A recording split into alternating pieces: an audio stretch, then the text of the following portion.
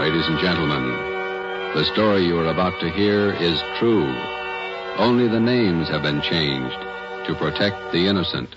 Fatima Cigarettes, best of long cigarettes, brings you Dragnet.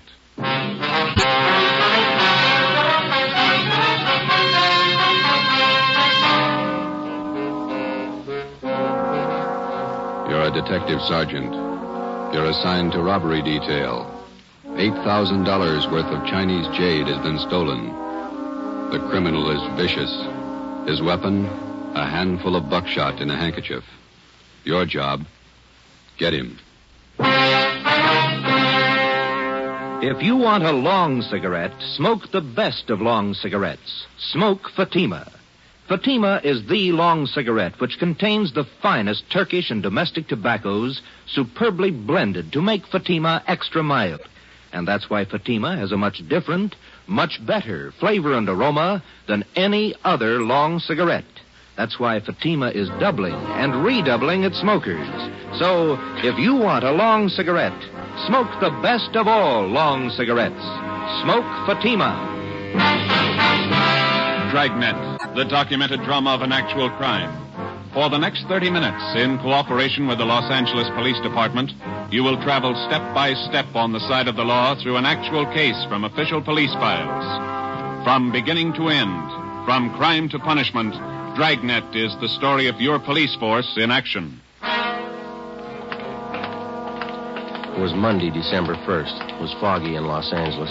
We were working the day watch out of robbery detail. My partner's Ben Romero. The boss is Ed Backstrand, chief of detectives. My name's Friday.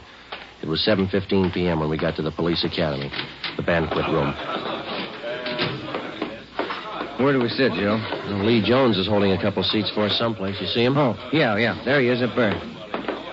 Well, look at him. But he's here. Yeah, ought to be. Hi, fellas. A couple of ringside seats. Thanks, Lee. Did you get it? Yeah, right here. Mind if I take a look at it? No, go ahead. How come it didn't get wrapped as a gift? No time. A gift box would have been nice. No cotton, even? Beautiful watch. Radium dial? Yeah. Universal Geneva. A fine movement. He'll like it. Look on the back. Let's see. For Chief Ed Backstrand, a good cop, Detective Bureau. Not very good engraving. No time. I didn't think the old man really meant it. 26 years. You get tired after 26 years. You've been at it 25, Lee. Oh, don't look at me like that. I got a book to finish. 23 chapters. How many chapters you got, Fanny? 2. How long you been writing it? 2 years. Well, at that rate, we'll be stuck with you for another 21 years. If you're lucky. Excuse me, fellas. Gotta make a speech. Hi, Lee.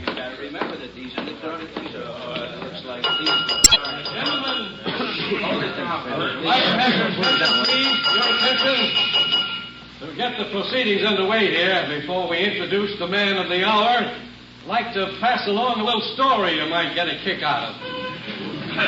I was driving down from Utah last year, stopped off at a hotel in Elko, Nevada. When I went up to register for my room, there was an Indian ahead of me. The clerk asked this Indian fella to sign his name, and the clerk handed him a pen. The Indian made an X on the book. The clerk looked at him for a minute and said, "Say, aren't you Chief Deerskin? Haven't I seen you in the movies?" The Indian nodded his head and looked a little upset. "Oh," he said. "Oh, we make a lot of movies in Hollywood." The clerk smiled and said, "A lot of people at Elko here like to get your autograph, Chief." Then the Indian grabbed the pen up again and he said, "Me no like a autograph, hunters. Me no want to be bothered." Then he drew a circle around the X he made. The clerk said, "Why you do that, Chief?" The Indian said, "Me no use the right name." Oh, hey, Joe. Yeah, there's Rogers over there. He's motioning to Where? Oh, yeah, excuse me a minute, Ben. The chief who's retiring tonight. He's been using his right name for 26 years, and he's proud of it. And we're proud to have been associated. Do you want me, Rogers? A phone for you, Joe. You can take it on the extension After outside. 26 Thanks, Pete. years of service, he's retiring from the Los Angeles Police Department. We're going to miss him. Gentlemen, a fine officer, Chief Ed Backstrand. Where's the phone? Rub it here. Thanks. Friday, Joe, this is Gonzalez. Yeah, Jess. Sorry to bother you, but Powers said I should call you. Yeah? I need some liquid. Something big? Pretty big, yeah. Too many loose ends. Pena and I can't pull them all in. When do you want us? As soon as you can get down here. That important, huh? A man may die, Joe.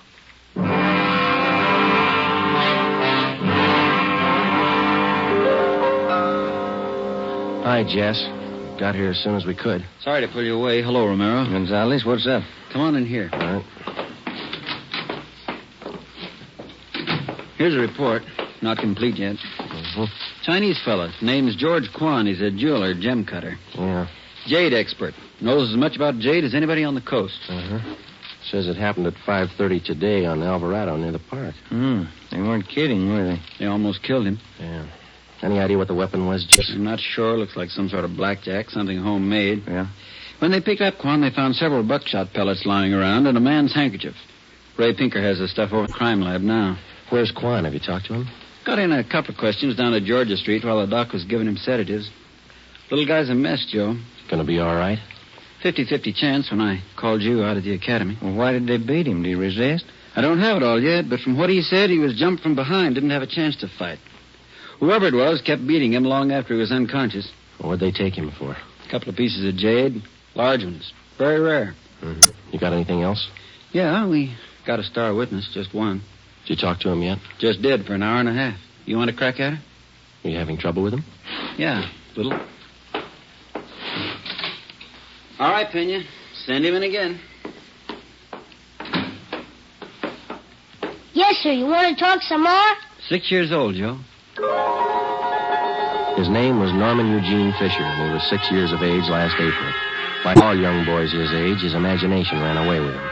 What would be only a minor detail to an adult witness assumed tremendous proportions in Norman's young mind. He told us his story 3 times. Each time he elaborated a little more until what he claimed was the truth could only have been figments of a small child's imagination. Ben and I, together with Gonzalez and Pena, talked with the boy for another hour.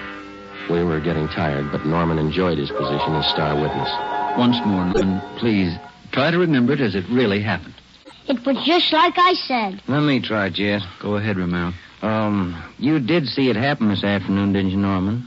Yes, sir, I did. Good. Now, you were on your way home from the store. Oh, no, sir. I was running away from a man. He was chasing me.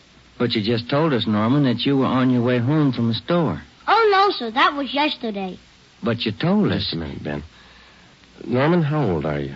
Next year, I'm going to be 21. No, that's not right. 21, that's older than I am. Well, when I am 21, I'm going to get a hot rod. Fastest car in the world. 10,000 miles an hour. Sure you will, but how old are you now? 6, but I'm going to be 21 soon. I remember when I was 6 years old, Norman. A lot of things I wanted. Electric train. I got one. Well, it must be something you'd like to have. One thing that maybe now that you don't have, huh? Will you give it to me? Well, if I can. What do you want? I'd like your gun.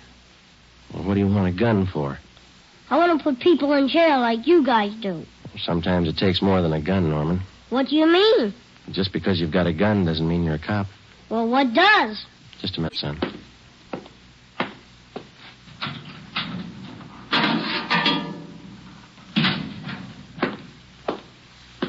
Here you go, Norman. A good cop uses this more than a gun. Gee. It's a real police badge. It's mine. Official? Official. Can I hold it? Go ahead. It's yours. When I wear this, I'm a real detective. Well, that's part of it. The other part is to tell us what you really saw today. Now, how about it, huh? There were 4 men, like I said, and they all had machines. No, wait a minute, Norman. I thought you said you were a detective now. I am. Well, a good detective has to remember exactly what he sees, not something he makes up. It's not very scary that way. No, it's no use, Joe. He can't get his story straight. Oh, yes, I can. I'm a detective now, and I know what happened. All right, Norman, you tell us, huh? I was on my way home from the store. I saw this truck stop down the street. What did the truck look like? I don't know. It was a funny kind of truck. Had a wood back. You mean like a dump truck? Kind of, but it was a small truck. Old kind of car, like he took out the back part and put wood boards like a truck. You mean whoever owned the truck cut the back end out and made it look like a truck, huh? Yeah, that's the way it looked. Anyway, this truck stopped by this Chinese man, and the man got out, and the man started to hit this man. And the man fell on the sidewalk, and the man kept hitting him and hitting him as hard as anything. Well, what was he hitting him with? With his handkerchief? There he goes again. No, I don't know. How about that, Jess? Could tie in. Go on, Norman. Well, that's all I saw. No, I mean after the man hit him, what'd he do? Oh, well, he grabbed a bunch of stuff from this man's pocket, and he went into the truck and he speeded away. Norman, you're a good detective. I want you to think real hard now. Do you know what a license number is? Yeah. Good. Do you think you could remember the numbers on that truck? If I knew what they were, I could. In school, we're just having numbers now. I only know up to 7, but there were 2 7s in it. You getting all this, Jess? Yeah, keep going. Norman, you've helped us a lot. Can you remember what the man on the truck looked like? He had a big head and he looked mean. All right, just one more thing now. Can you remember the color of that truck? It looked black, but the back part had black and white stripes. I don't know how you did it, Joe. Well, what do you think? How about it? Me too. All right, Norman. Your mother's waiting outside for you. You can go home now. You're a real detective. Can I wear my badge now? You bet you can. Okay. Say, Yes, sir? as soon as I arrest somebody, will you put him in jail?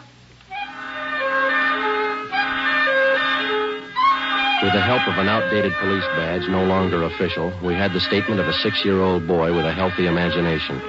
We had an idea he was telling us the truth, but we had no way of being certain. Since he was the only witness, we had to accept his word and hope that he was putting us on the right track. The quickest way to make sure was to see if some of the details in little Norman Fisher's story would check out. Jess Gonzalez and Manuel Pena took the job of trying to locate a homemade pickup truck with 2 7s in the license number. They started by checking all the late 3.8 forms, the vehicle theft and impound reports. The next morning, Ben and I called the General Hospital and talked with Dr. Sebastian. He told us that the victim, George Quan, had improved sufficiently to allow a brief interview. It was 10:14 a.m. when we got to Ward C, General Hospital. Doctor tells you a little better this morning, Mr. Quan. Yes, sir. I shall be all right, although it is quite painful at times. We're sorry to bother you, Mr. Quan, but we've got to have a little more information on the robbery. Oh, I will tell you all I can, sir. I should like to recover the missing jade pieces.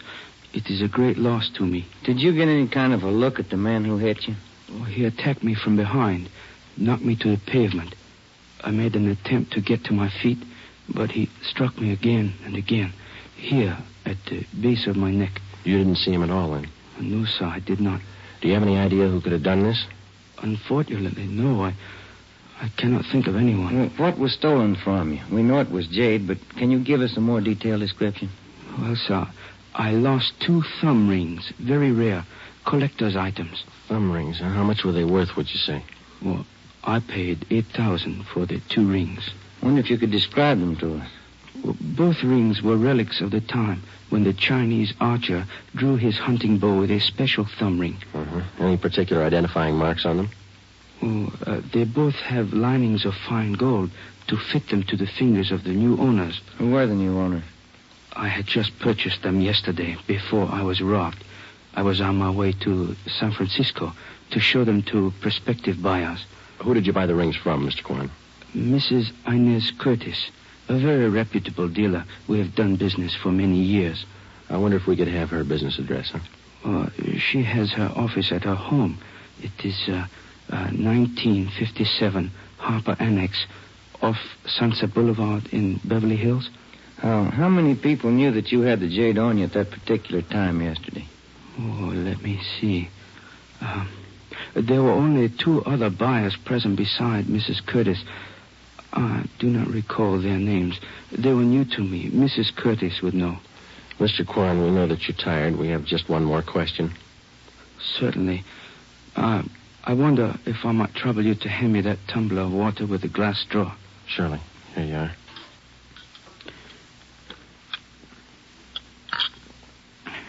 Thank you very much. You're welcome.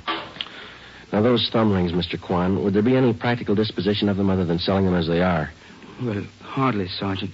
To anyone who really knows the value of jade, it would be unheard of to change them in any way. I see. Well, thank you, Mr. Quan. We'll do our best. You know, Sergeant, we Chinese place a great sentimental value on our jade. We'll do everything we can to recover it. Thank you. May I tell you my favorite quotation on jade? Yes, sir. It is from the writings of Tong Jung Tso. He wrote, "The magic powers of heaven and earth always combine to form perfect result.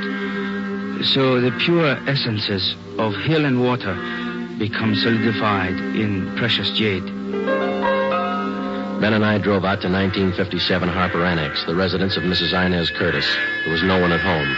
We left one of our cars. It was 12:22 p.m. when we got back to Central Division. Here's a phone message for you, Joe. What's it say? Call Jess Gonzalez. He's out the Wilshire Division. Okay, thanks, Ben.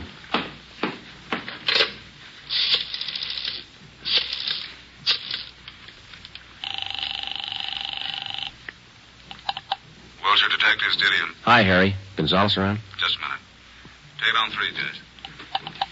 Gonzalez, Friday, Jess. we got the truck and we got the driver. We'll be right out. Something else, Joe. Yeah? The kid was right. There were 2 7s in the license number.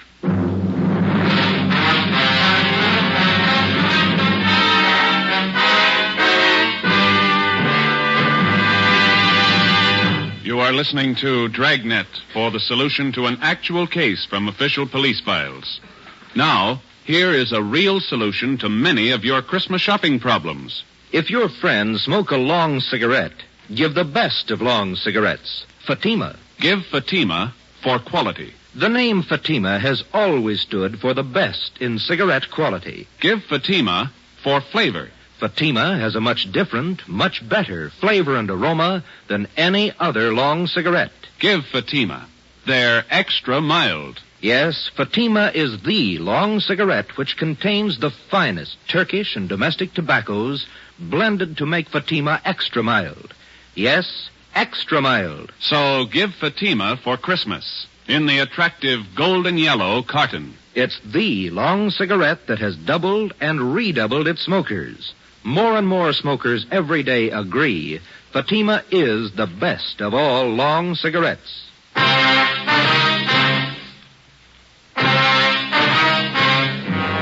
Wilbur Rasmussen, white, male American, age 31, 5 feet 10 inches, 190 pounds, black hair, brown eyes. He was the driver of the truck. Gonzalez and Pena began by checking through all of the reports of trucks impounded during the past 24 hours. There were 23. Out of those 23, they narrowed it down to 4 possibilities. The third vehicle that they checked fitted the young witness's description of the holdup truck. We still could not be absolutely certain that the impounded truck was the one we were looking for. The same could be said of the driver, Wilbur Rasmussen. The net result of checking impound reports doesn't always result in the apprehension of a suspect, but in this case we were lucky. The driver had been picked up for drunk driving. It was 1:30 p.m. when we checked in at the Wilshire Division. Hi, Jess. Where is he? You're a little late. What do you mean? He's gone, released on bail. Who furnished the bail? The woman he works for, Mrs. Inez Curtis. Well, that doesn't figure, Jess, or does it? Why not? How many people knew Quan had the Jade? No, that's not my guess. Quan vouches for her. He's been doing business with her for years. What do you think, Joe? It's your show. I'm just tagging along. Well, one thing's sure. Just a minute. Wilshire Detectives, Gonzalez. Oh, yeah, Pena. He did? No, meet me back here. Friday and Romero are here. The Fisher kid just identified Rasmussen's picture. The identification of Wilbur Rasmussen by 6-year-old Norman Fisher was far from sufficient to take the case to court. We had to have evidence, lots of it. Rasmussen had been given a thorough shakedown, his apartment and the truck. There was no sign of the stolen jade rings. Gonzalez told us that the truck had come from the U-Drive truck rental on Figueroa Street. We checked with Mr. Crockett at U-Drive. Let me have another look at that picture, boys. Yeah, here you are.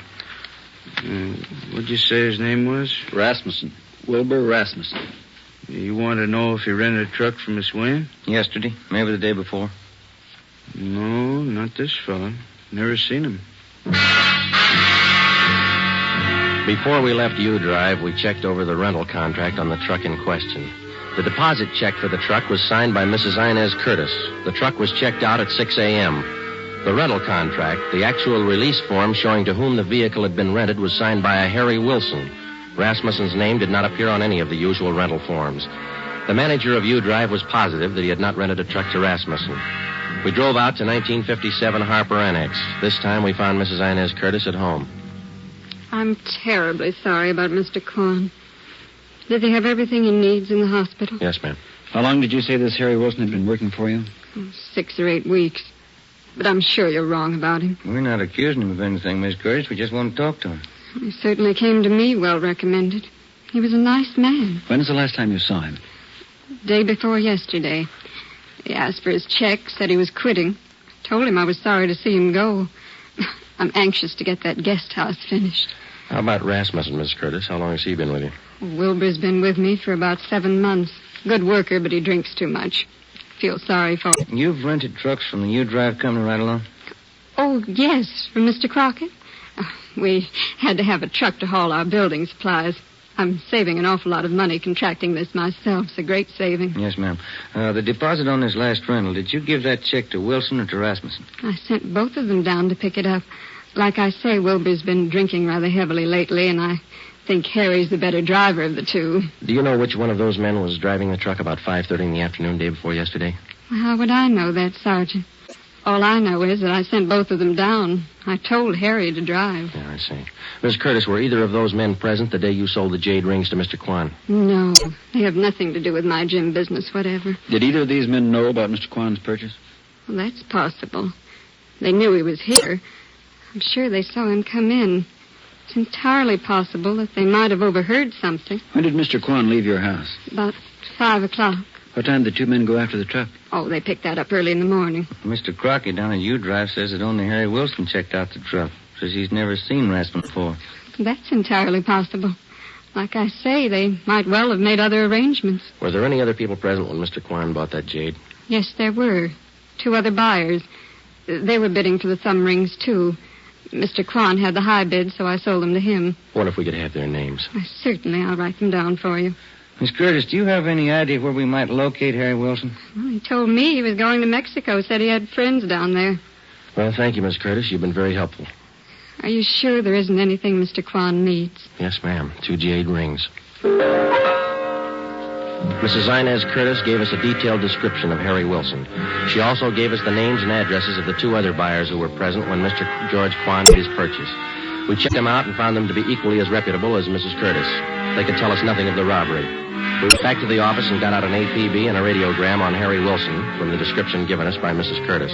Stakeouts were maintained at Wilbur Rasmussen's apartment and at the home of Mrs. Inez Curtis. It was 4:30 p.m. when we got to the 2nd floor of the old city jail building, the crime lab. Lee Jones had the evidence laid out for us. Funny thing about the handkerchief, boys. What's that, Lee? The bloodstains. Old ones along with the new ones. How does that figure? We know how the new ones were made when the handkerchief was filled with buckshot and used on Quan. The old ones, hard to tell. How old would you say they were? Well, the handkerchief has been through the laundry a few times. Stains didn't come out. Laundry marks right here. I don't see them. Man used peerless laundry. Infrared marking system. Let me show you. Infrared lamp, Lee? Yeah. There's your marking. Pen you trace it down. Who's it belong to? Man used the name of Harry Wilson. There was nothing to do now but wait for some word on Harry Wilson. The stakeouts continued. We re-questioned Wilbur Rasmussen, and we talked again with Mrs. Curtis and George Quan. It was Tuesday, December the 8th. We checked in for work at 8 a.m. Morning, Jess. Hi, Joe. Where's Ben? Communications, getting the mail. Any word on the new chief of detectives? No, nothing. What's your guess? Oh, I think Thad Brown. A good man. Maybe. Sloan's a good man, too. When you come in yet? Not yet. Why? Maybe you'd like to take a little airplane trip. What do you got? Cheyenne, Wyoming. They picked up Harry Wilson. 2 days later, Thursday, December the 10th, Harry Wilson was returned to the Los Angeles County Jail and booked on suspicion of robbery. We checked with Lieutenant Frank Cunningham in the Record Bureau. From Wilson's fingerprints, he ran a make on him. Harry Wilson was an alias. We found out that he had lengthy records of arrests and jail terms for robbery, burglary, and grand larceny. Mr. Crockett at U-Drive identified Wilson's picture. He was a 2-time loser. It's up to you, Wilson. It can go hard for you or easy. I'm in a spot, huh? You're in a spot. Lay it out for him, Jess. It's all stacked against you, Wilson. We know you rented the truck. You knew Quan was at Mrs. Curtis' house. Your handkerchief was found at the scene of the crime. You wouldn't believe me if I said I didn't do it? With that kind of evidence, how can we? I didn't. I don't know if I can prove it, but I didn't. If you didn't, we'll help you prove it. First, you gotta believe me. You know why. Yeah? I've had it twice. Once more, and I'm in for life. All right, you got it figured. Now what do you got to say? Rasmussen did it. He knocked Quan over. Where were you? Buying my ticket for Cheyenne. I didn't want any part of it. How do you account for that handkerchief? It was mine, but Rasmussen had it. He cut his finger one day on the job. I loaned it to him. Well, that checks. Old bloodstains, new ones. All right, let's pick up Rasmussen. While you're at it, pick up the Curtis dame. She planned it. Wilbur Rasmussen was picked up and brought in. After intense cross-questioning, we confronted him with Harry Wilson's statement. In the face of this testimony, he broke completely. He gave us a full confession implicating Mrs. Inez Curtis. He admitted beating George Quan and taking the Jade thumb rings. He said he received $200 from Mrs. Curtis for the job. He requested that he be allowed to turn state's evidence. Mrs. Inez Curtis was brought to the interrogation room. Of course, you gentlemen have proof to substantiate all these accusations. Yes, ma'am, we have. It better be good. I have a fine lawyer. We've got signed and recorded confessions of Wilson and Rasmussen, the two men who worked for you. Shall we play the recordings for you? That won't be necessary. Miss Curtis, you got $8,000 for those rings. Wasn't that enough? Not when I could make 16, no. Where are the rings now? I'm not going to get life for this, you know. No. Jade doesn't spoil. It'll still be good when I get out. Yeah, but you'll be told to appreciate it, Miss Curtis. Okay, Penny. That was a funny one. Sure was. How about it? Did you figure it this way, Joe? You don't expect me to answer that, do you?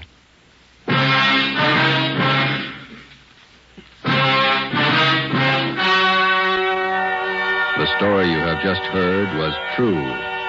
Only the names were changed to protect the innocent. On March 2nd, 1949, trial was held in Superior Court, Department 82, City and County of Los Angeles, State of California. In a moment, the results of that trial. Now, here are authentic reports from all over the country that tell the story of Fatima's sensational increase in popularity.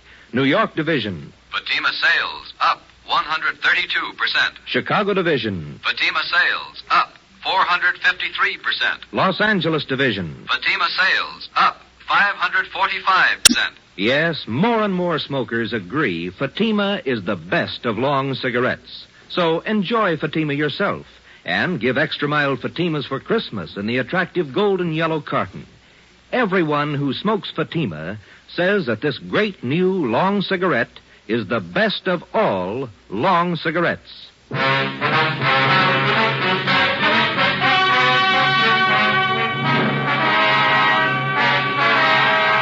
Mrs. Inez Curtis was tried and convicted of robbery and conspiracy. She received the maximum sentence as prescribed by law.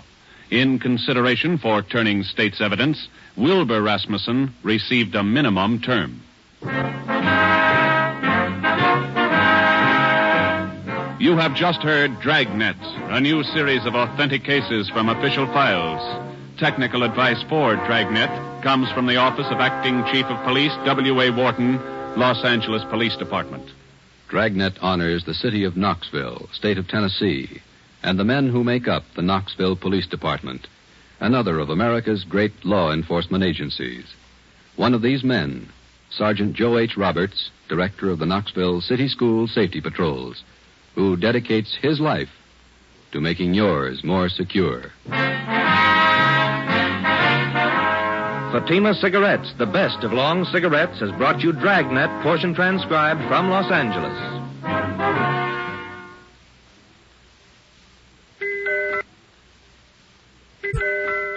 Let that merry tune remind you to get him the big Christmas humidor of smooth, sure-fresh velvet pipe and cigarette tobacco.